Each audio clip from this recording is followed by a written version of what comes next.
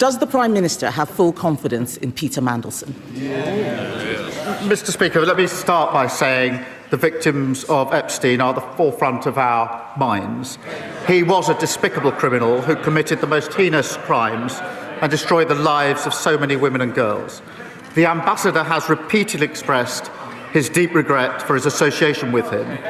He's right to do so. I have confidence in him, and he's playing an important role in the UK-US relationship. This is interesting, Mr. Speaker. He says the ambassador has expressed full regret, but the victims of the paedophile Jeffrey Epstein have called for Lord Mandelson to be sacked.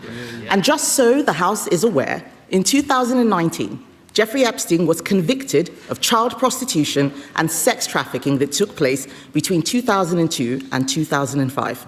That is the precise period which Lord Mandelson called Jeffrey Epstein his best pal. Absolutely. Was the Prime Minister aware of this intimate relationship when he appointed Lord Mandelson to be our ambassador in Washington? Mr. Speaker, as she and the House would expect, full due process was followed during this appointment, as it is with all ambassadors. The ambassador has repeatedly expressed his deep regret. He is right to do so. He's now playing an important part in the US-UK relationship.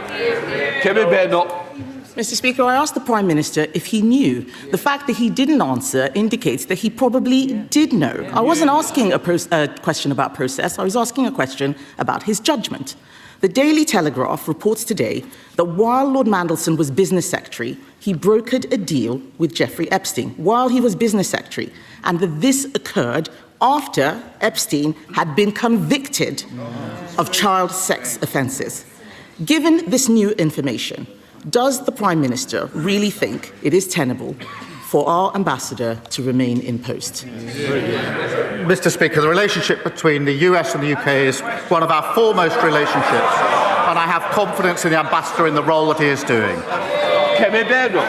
Mr. Speaker, I think it is embarrassing that the Prime Minister is still saying that he has confidence in a man who was brokering deals with convicted child sex offenders while sitting in government. That is a disgrace. This government has repeatedly refused to declare Lord Mandelson's full interests.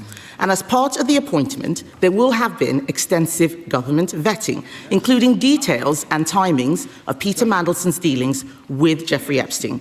So will the Prime Minister publish all these documents, including those about his interests? Well, Mr. Speaker, as I say, full due process was gone through in relation to this appointment, as would be expected. As for the publication of documents, as she well knows, that's subject to a procedure which includes an independent element. Be subject to the usual procedure. The Prime Minister cannot answer any questions. That is not the behaviour of someone who has full confidence. The ambassador should be in the White House talking about how we respond to an incursion into NATO airspace. Instead, he is giving interviews about himself to The Sun. This is a man who already had to be removed from cabinet twice, and now we learn that he was brokering billion-pound deals with Jeffrey Epstein while business secretary. I didn't get a proper answer. He's talking about process. This is not about process. This is about judgment. Just last week, I told him that he should sack his deputy prime minister. They all cheered and congratulated themselves. She was gone 2 days later. His face too is broken, and he's got a totally new front bench. So I will ask him again, will he make sure that these documents are published, and will he actually instruct Peter Mandelson to publish all his correspondence with Jeffrey Epstein?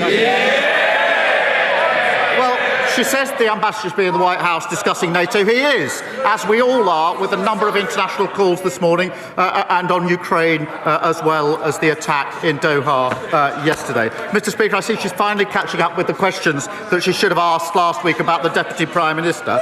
In the meantime, Mr. Speaker, we have been